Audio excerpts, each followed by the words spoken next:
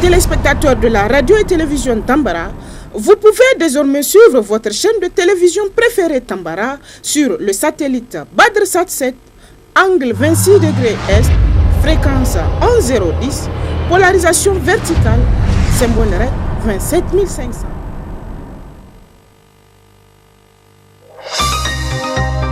Suivez le journal avec STM Transport Voyageurs, une nouvelle façon de voyager.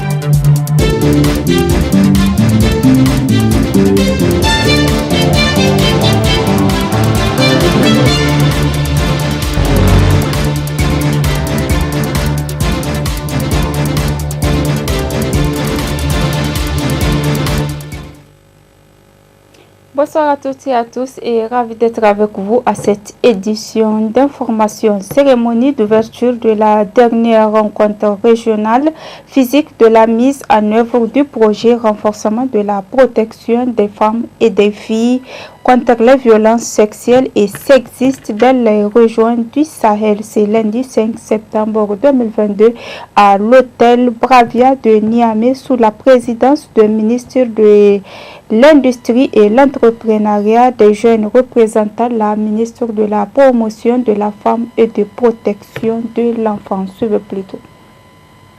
Cette rencontre, qui fait suite aux deux premières réunions virtuelles tenues en décembre 2021 et mai 2022, vise à définir collectivement des stratégies pour renforcer la protection des femmes contre les violences sexuelles et sexistes dans le G5 Sahel. Une combinaison malheureuse de conflits multiples, terrorisme, extrémisme violent, conflits communautaires ont marqué notre sous-région depuis ces dernières années. Situation qui se voit exacerbée par la pandémie de la Covid-19 avec ses répercussions sur les économies déjà fragiles de nos pays.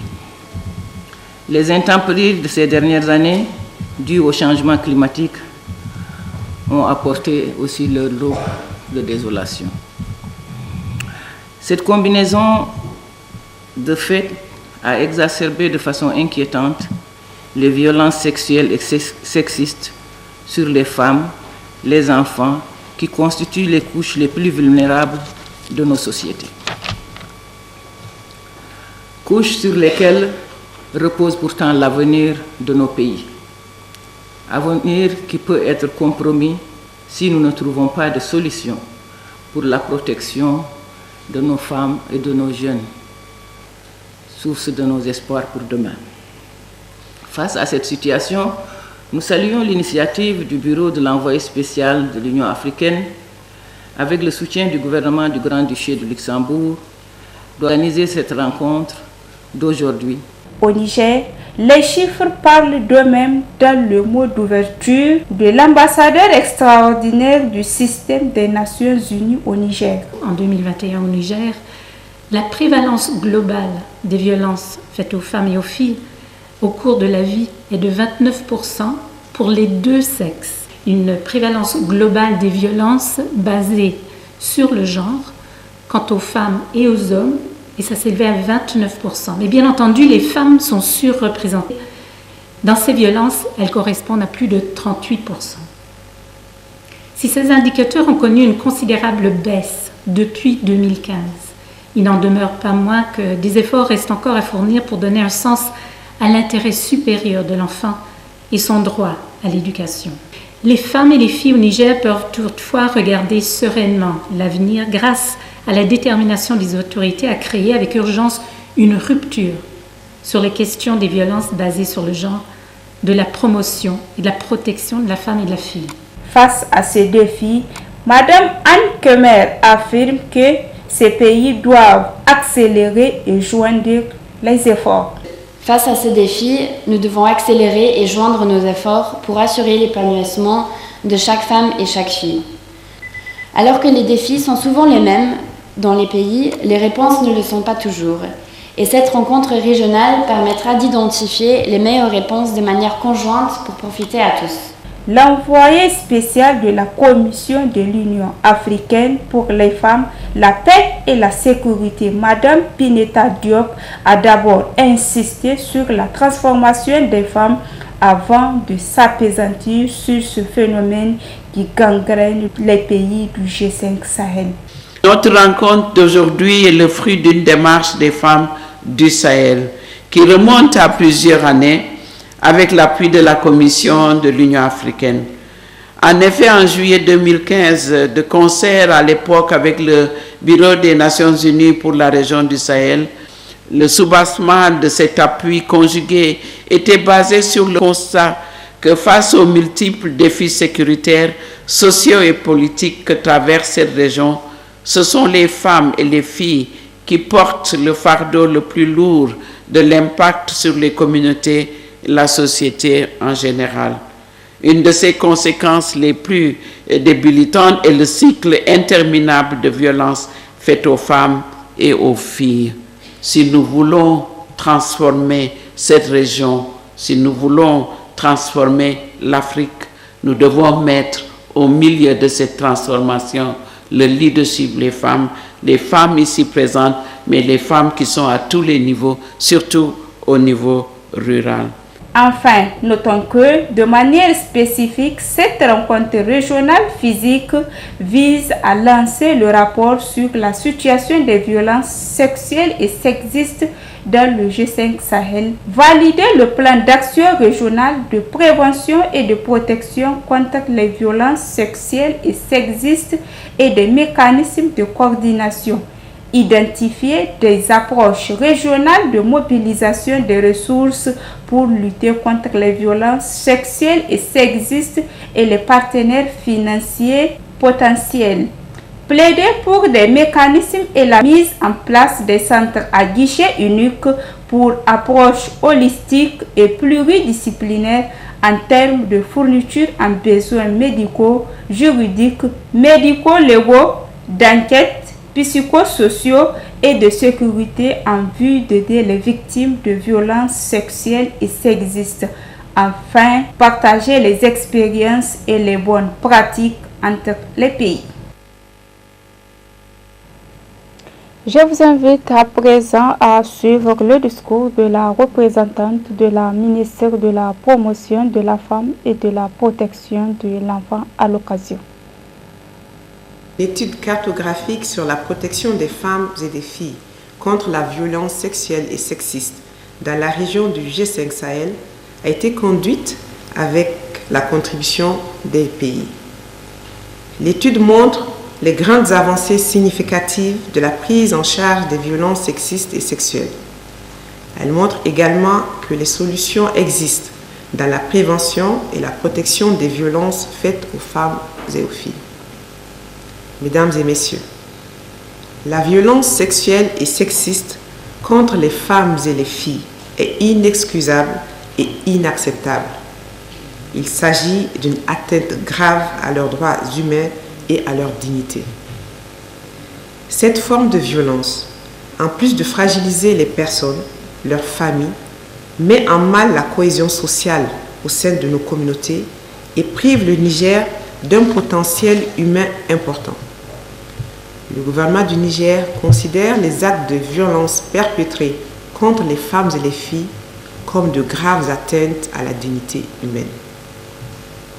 Mesdames et messieurs, le Niger est engagé dans l'élimination de la violence sexuelle et sexiste contre les femmes et les filles. Avant de poursuivre, il me semble important de rappeler ici que la violence à caractère sexuel et sexiste désigne tout acte commis contre la volonté d'une personne, fondé sur la différence de genre et là où les rapports de force sont inégaux. Cela comprend aussi bien la violence physique qu'affective et émotionnelle, psychologique ainsi que la violence sexuelle, le refus d'offrir des ressources ou des services et la coercition. Le gouvernement du Niger a donné au ministère de la Promotion de la Femme et de la Protection de l'Enfant une mission qui englobe la lutte pour éliminer la violence sexuelle et sexiste à l'égard des femmes et des filles. Il s'agit d'initier des mesures pour protéger les femmes et les filles contre la violence sexuelle et sexiste qui leur est faite partout et en tout temps. Mesdames et messieurs, la problématique des violences sexuelles et sexistes appelle des réponses nationales conformes aux normes internationales des droits de la personne. C'est pourquoi le Niger s'est doté d'un cadre juridique et réglementaire se traduisant par la ratification de la plupart des normes internationales en faveur de la promotion de l'égalité de genre. En plus des normes internationales, le Niger a adopté la Charte africaine des droits de l'homme et des peuples en 1981, la Charte africaine des droits et du bien-être de l'enfant en 1990, le protocole additif de la Charte africaine des droits de l'homme et des peuples relatif aux droits des femmes adopté en 2003. Il dispose naturellement d'un plan d'action national de deuxième génération de mise en œuvre de la résolution 1325 sur les femmes, la paix, la sécurité du Conseil de sécurité des Nations Unies. Sur le plan politique et institutionnel, le Niger dispose d'un certain nombre de mécanismes mis en place dans le cadre de la réponse nationale aux violences sexuelles et sexistes, au nombre desquels la politique nationale de genre adoptée en 2007 et réactualisée en 2017, le document cadre de la protection de l'enfant en 2013, la stratégie nationale de prévention et de réponse aux violences basées sur le genre au Niger 2017-2021, actuellement en évaluation. Juste après la cérémonie d'ouverture de la rencontre régionale sur le renforcement de la protection des femmes et des filles contre la violence sexuelle et sexiste dans la région du Sahel, un point de presse a été animé par les 10 organisateurs. Suivez également. Nous avons la résolution 1325 Nations Unies et toutes les autres résolutions qui ont suivi. Mais il ne s'agit pas juste d'avoir des résolutions. Ce qu'il faut, c'est les mettre en œuvre. C'est la raison pour laquelle le bureau de l'envoyé spécial fait en sorte que nous puissions identifier des solutions. Ici, l'opportunité nous est donnée de visiter les initiatives au Rwanda. Vous le savez, le Rwanda a subi les affres de guerre, le génocide que nous connaissons au niveau du continent. Mais depuis lors, les femmes du Rwanda se sont mises en avant pour trouver des solutions en accord avec les politiques de leur gouvernement. Et c'est ce que nous voulons voir également ici au niveau de la région du Sahel. Mais nous pouvons magnifier les initiatives de nos leaders de la région. Nous avons parlé de l'initiative de l'éducation des filles du président de la République du Niger, mais également avec la ministre de l'Industrie qui s'occupe aussi de l'entrepreneuriat des jeunes, de parler que ce n'est pas seulement une question de paix et sécurité, comme on dit sécuritaire, mais également une question de la sécurité humaine, c'est-à-dire de produire pour les jeunes l'emploi, pour faire en sorte que les femmes aient les moyens, les capacités économiques pour pouvoir contribuer à la transformation, pour amener la paix. Donc, visiter les causes de ces conflits, l'absence des femmes, mais également le leadership des femmes et voir comment combler ce déficit, mais mettre en place aussi des projets, des programmes qui permettent l'autonomisation des femmes et des jeunes. Nous avons un plan d'action. Il ne faut pas qu'ils dorment dans nos tiroirs. Et nous sommes là aujourd'hui au Niger. Nous sommes rassurés. Moi, en tout cas, je suis rassurée au nom des femmes du G5 Sahel parce que nous savons que nos gouvernements porteront ce plan d'action et nous demandons au président Bazoum, qui a au cœur le problème des femmes, de s'en saisir et de nous aider à mobiliser les financements et à se faire approprier ce document par tous les pays du G5 Sahel. Nous n'avons pas de doute parce que c'est une préoccupation majeure et une préoccupation partagée par nos gouvernements. Parce que la centralité de la femme dans ce qui se fait est reconnue et retenue au niveau du G5 Sahel où nous venons d'adopter la politique genre et nous avons bon espoir. Je dirais simplement deux choses. Un rappel sur cette résolution 1325 du Conseil de sécurité. C'est bien la reconnaissance que les femmes sont certes les premières victimes, souvent, de formes de violence qui avaient été jusqu'alors non reconnues officiellement, donc articulées. Et ces violences où les femmes sont au cœur d'un conflit sont aussi des acteurs de changement. Et je pense que le rôle de première ligne des femmes, leurs expériences, sous forme de plan d'action, doivent véritablement être au cœur de notre action. Donc c'est avec grand plaisir que les Nations Unies met à disposition l'ensemble de ses expertises, ses mandats, etc. Parce que c'est un sujet qui traverse tous nos objectifs.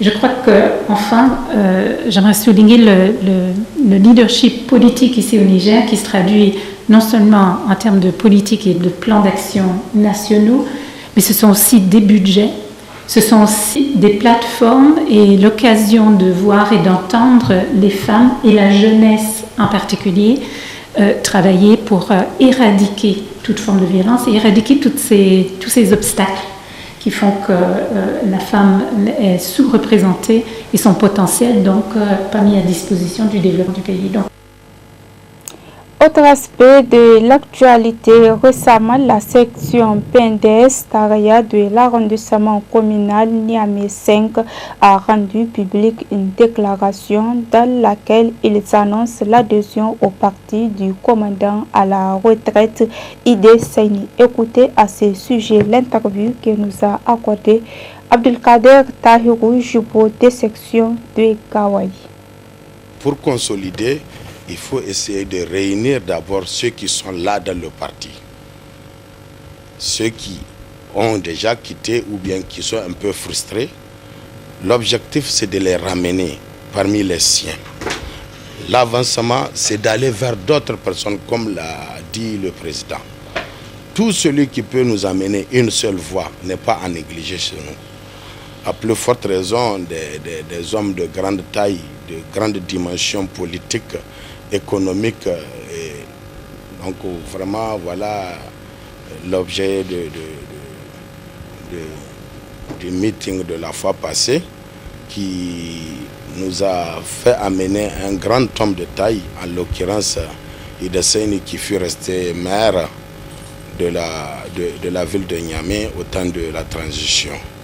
Donc c'était un monsieur avec qui le président Boubou Diassibo entretenait de très bonnes relations dans les domaines même professionnels, puisqu'il partage en quelque sorte les mêmes activités.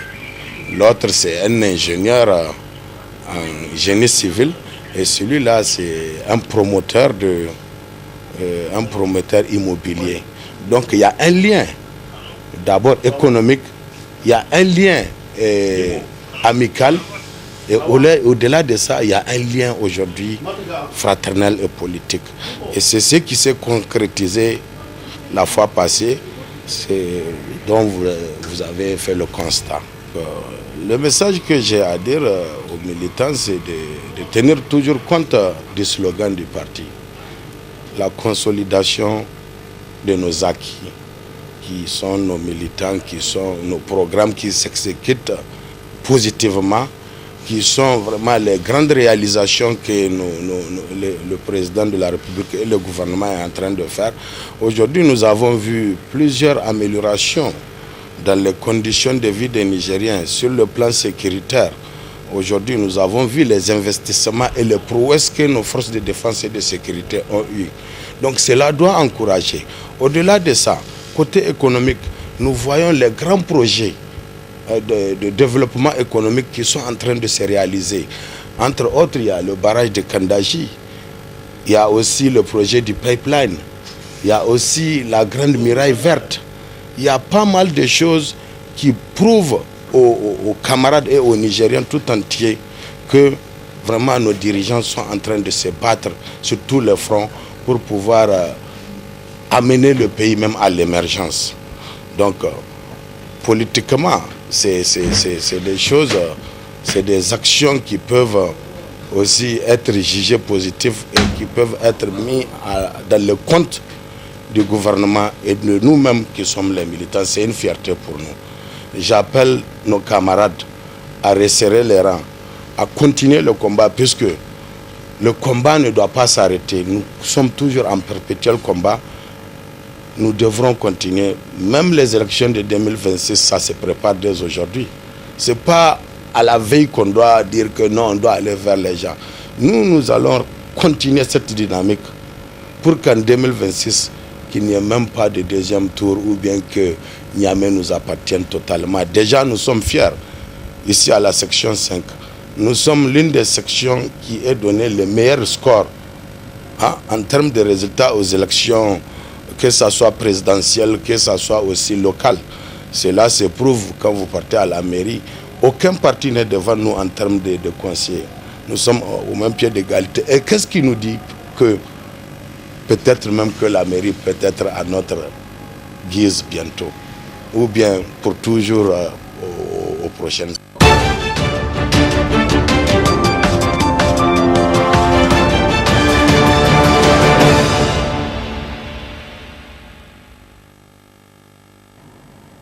Actualité internationale dans cette édition. Au Royaume-Uni, le nom du nouveau Premier ministre de la nouvelle Première ministre sera connu ce lundi 5 septembre 2022 après la démission de Boris Johnson en début juillet. Suivez Euronews pour ce reportage.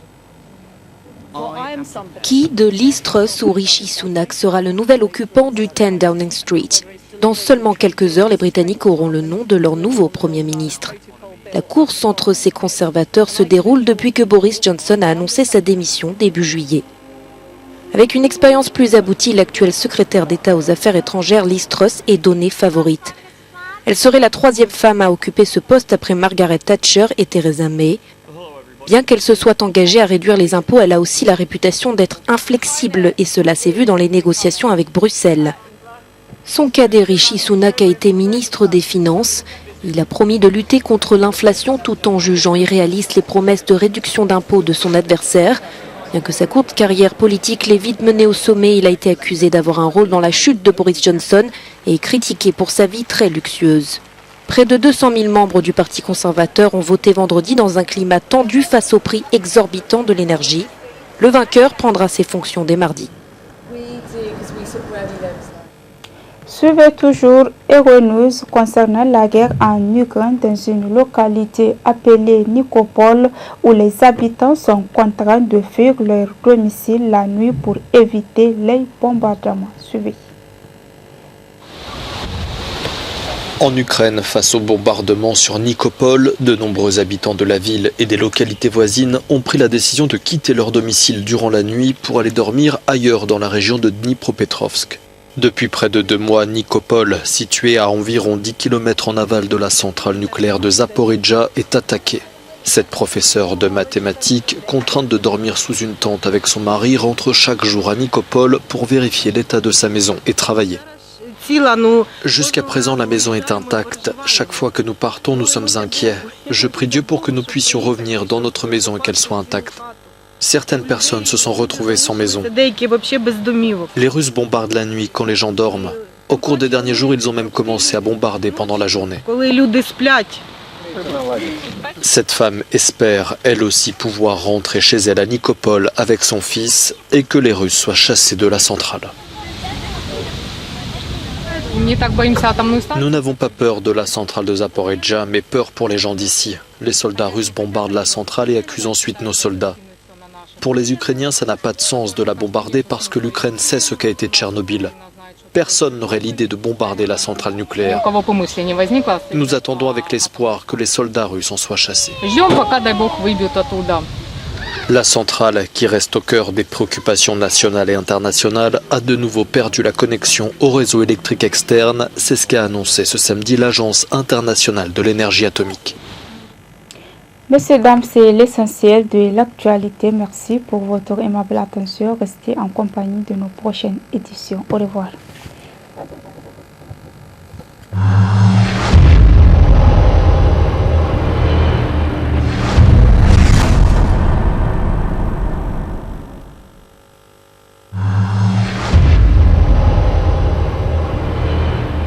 Chers auditeurs et téléspectateurs de la radio et télévision Tambara, vous pouvez désormais suivre votre chaîne de télévision préférée Tambara sur le satellite BadrSat 7, angle 26 degrés Est, fréquence 11010, polarisation verticale, symbole REC 27500.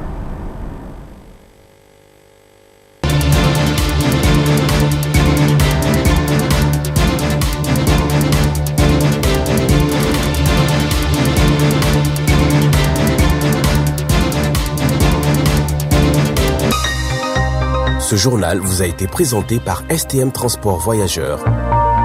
Une nouvelle façon de voyager.